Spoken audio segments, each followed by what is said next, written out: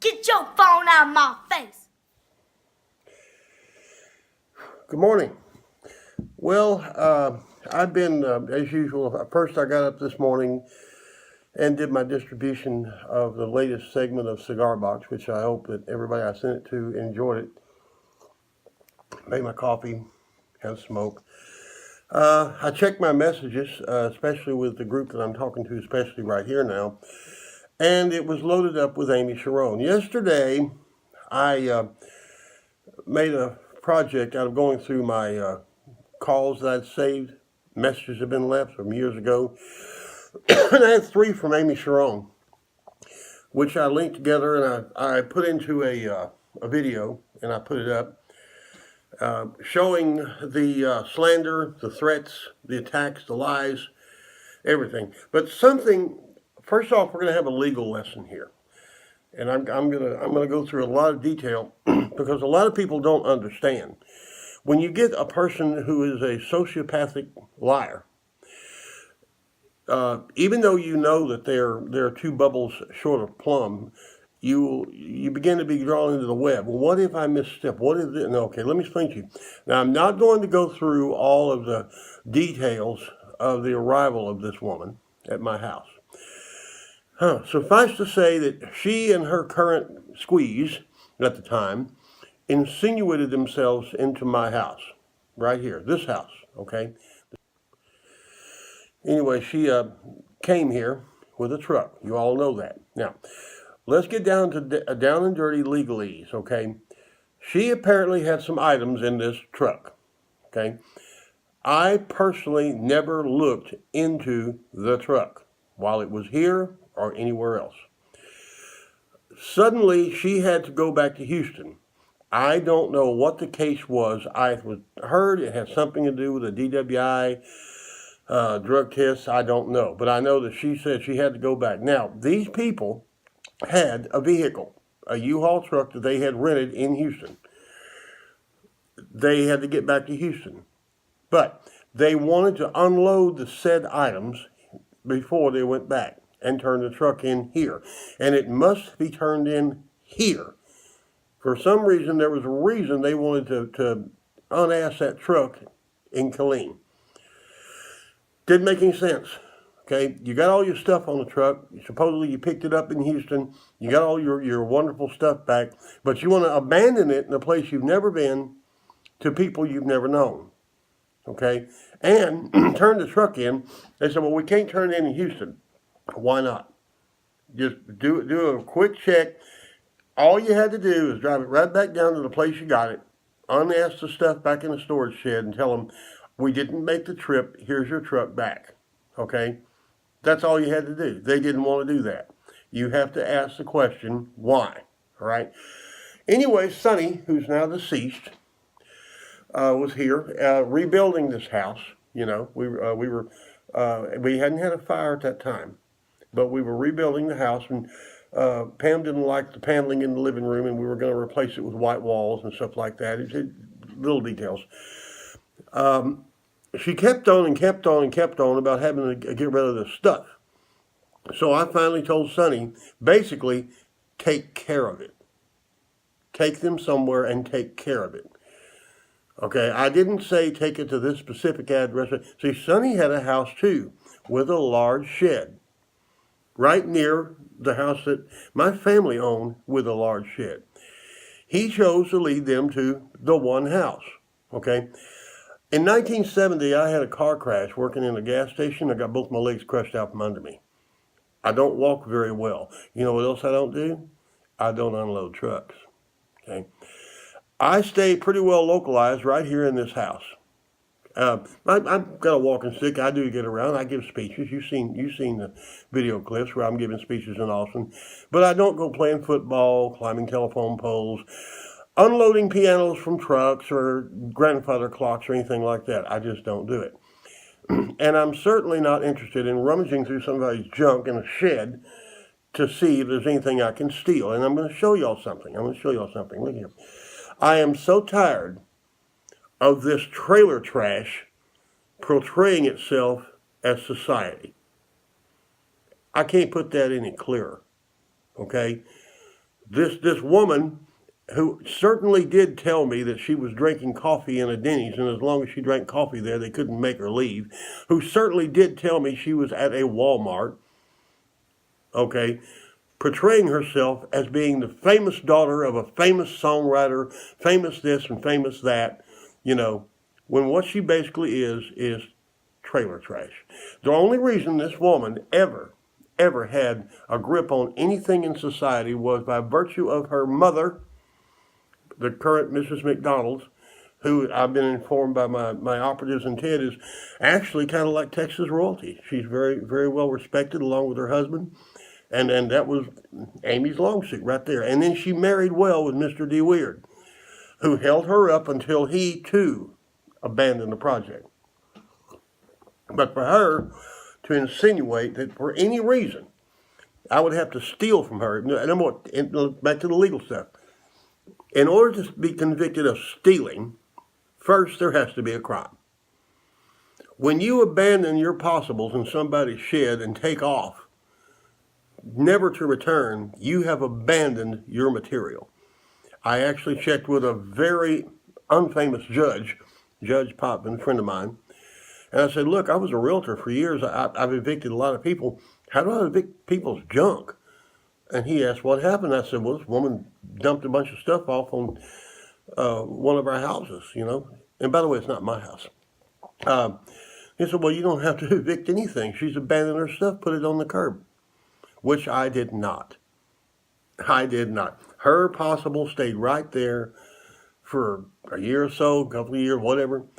Because I always kind of thought that Steve would come drifting back through and say, how's the stuff in the shed? And I'd have sent him over there with somebody and say, right where you left it, just a few cobwebs have been added. It's always been there. I didn't even touch it. Now, Brother Theo, he did look at it with Summer Anderson, friend of ours. He did look at some of the stuff, and he did run some serial numbers through the Houston PD and the Killeen PD to see if possibly during one of Amy's stays in one of her host's house, she might have picked something up. Okay? We didn't want to be, the police did come and find stolen items. Ted wanted us to be the ones to say, look, we're concerned about this. Would you check this out? Okay? Now, as far as the value of her hundreds of thousands of dollars, let me show you something. When we lost our homes, sold and lost down in Berry Creek, 3 of them, over not many hundreds of thousands of dollars, millions of dollars, my friends, millions of dollars, 3 mansions during the recession. Now, we've replaced all of our property now, but we went down. Everything in those 3 mansions come to this house right here. It was stacked to the ceiling. Some of the items that have come, this is, and I know y'all think this is a teapot. It's not a teapot. This is a chocolate pot. Okay? It is sterling silver, which means it's pure silver. It's not plated. It's they took melted silver down and they just made a pot. Okay? Now, let's see if I can see this here. You won't be able to see because it's very faint, but I'll try. Right here, and I don't want to, there's an imprint here, and you won't be able to tell what it is because it's small, but I will tell you that it is a dragon facing a horse. It's not a serial, it's got a little number under it, but mainly the signature of the maker of this pot is a dragon facing a horse, like this, okay? We've had this thing looked at by people in Salado, and we've had it looked at in Las Vegas and everything. If you notice there, take a look inside. I want you to look at all this, okay, good, okay? Because the dragon facing the horse, in all probability, this chocolate pot was made by Paul Revere. Okay? That's the real deal, folks. Here's something else. Something else. Look at this little guy here. This is King Henry VIII. Looks like something you pick up at Walmart, don't it? I mean, you would maybe, what, $2? Unless it's in the dollar bin. Okay. Pam and I went to an exhibition down in San Antonio, given by Michael Dalton. his company, his family had in England for centuries was called the Royal Dalton Company, where they made figurines and cups and china for the Queen and stuff like that. Recently, his company had been sold or had sold out to a company in India, where these little things were going to be made in India from then on and no longer made in England itself. So he was selling off as much as he could because he did not want his stuff to be mixed up with knockoffs from India. We bought a couple little items, and everything, and then he made friends with my wife, Pam. They talked and talked and talked, and he reached around and he handed her something. He handed her this. And she looked and said, "Oh, I could never afford this." And he said, no problem, mate. I'll give it to you for this. I'm going to give you something valuable. Now you can see this. See that right there? See that right there? Look real close. You can barely make it out. It says Michael Dalton, one of the members of the Royal Dalton family, who autographed this for my wife, Pam, and gave it to her. These two items are worth more than anything Amy Cherone has ever owned in her entire life. And that's a fact. Why would I steal her Walmart grandfather clock when I've got this? And this, I just don't have time to show you everything. I'll tell you, if you'll notice behind me, look.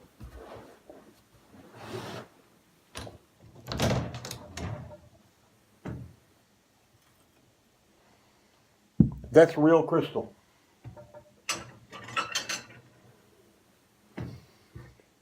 That's real gold. Real gold. Bone china, real gold.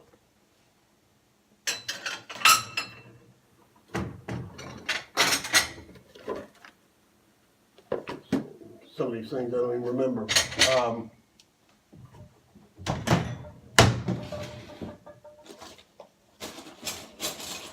All right, here we go. We're going to put this stuff up. This stuff looks nasty. That too is sterling silver. And we haven't cleaned up yet to put back in this. This is from Berry Creek, and we simply haven't put it up in this case yet. This is Civil War era sterling silver eating instruments. And I could go on and on and on and on.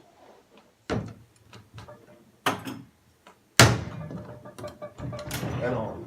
And by the way, this object here behind me that I've been opening up, that's cherry wood right there. That's real cherry wood. Okay? Let me show you something else. Let me show you something else here. That right there is real bone china too.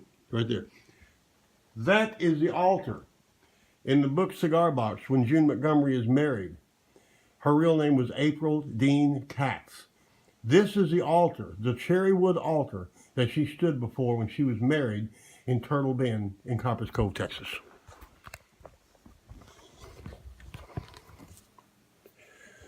Now you have to ask yourself, why would I steal some trailer trash's Walmart jewelry? Why would I do that? There's more here.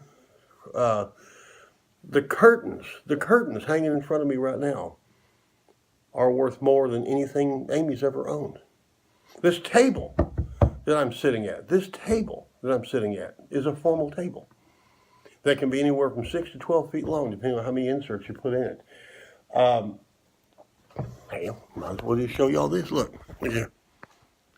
See that? That came from Berry Creek. That is real crystal. 24 lead. Crystal. Okay? Real crystal. Not glass. Not something we bought at Walmart. Real crystal. It hung in the foyer of the main house at Berry Creek. Those curtains came from Berry Creek too. Those are the curtains that graced the foyer too. And it was just like this. Now either I just broke into this house and faked all this up, or I'm telling you the truth. And this is what, if anything angers me about Amy, this is one thing that angers me, is that, like I said, this trailer trash, and that's what she is, trailer trash, would say that I would conspire to steal anything from her.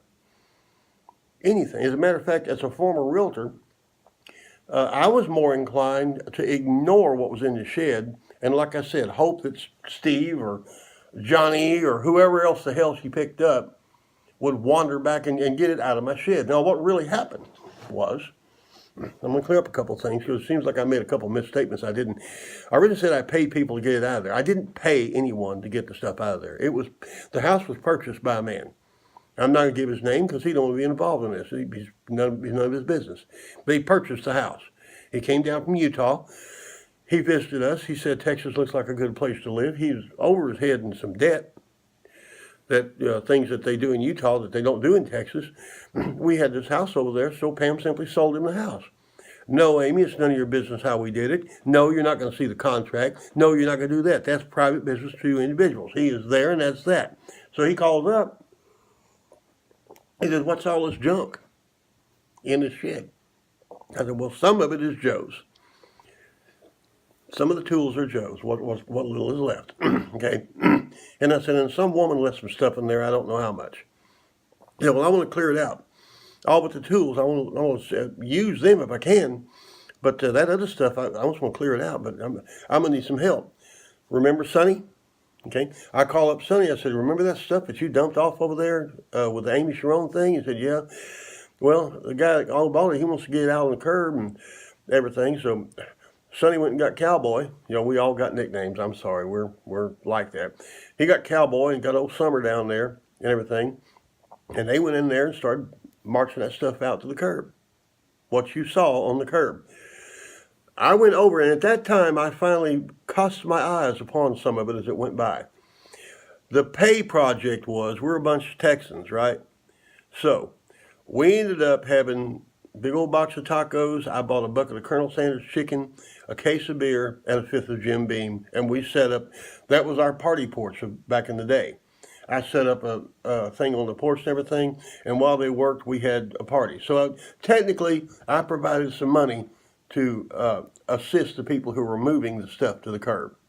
What you saw on the curb was exactly what came out, all right?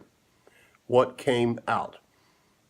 I didn't itemize it. I didn't touch it or anything. I sat there on the porch and I drank Jim Beam. That's what really happened. Now, as far as, in conclusion, I read her little statement today. I've assisted her in a reopening investigation. No, they're not, Amy. There's no crime. And I think it's been over 2 years. If I knocked you in the head with a hammer and stole your wallet, it's been over 2 years. Look it up. All right? Nobody's reopening anything. You are a mental patient. You have a mental history. We've checked you out. You're never getting your little girl back because you can't come within 500 yards of her, probably. There's more than likely a restraining order on you. That's it. You are a continuance of lies, deceptions. You are a nuisance. And in Texas, there is a nuisance law. You need to look it up. Okay? And threatening me, telling me I'm Scary Wilbur, or threatening Robert, when all he did, all Robert has done, basically, is call you out. Call you out. I read the transcript of your little debate with him. I saw it.